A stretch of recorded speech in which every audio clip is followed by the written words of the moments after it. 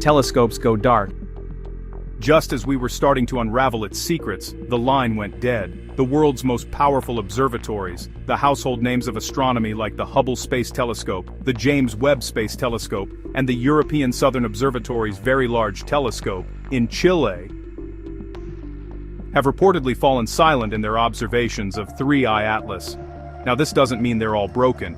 In reality, large telescopes operate on incredibly tight schedules planned in cycles months or even years in advance. Getting discretionary target of opportunity time is fiercely competitive, with thousands of proposals vying for a few precious hours of observation.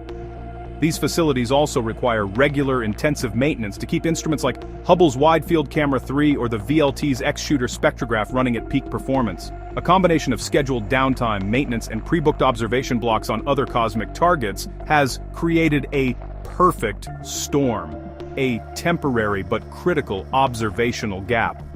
For a fleeting visitor on a one-way trip out of our solar system, losing even a few weeks of observation time means permanently losing a piece of an irreplaceable puzzle.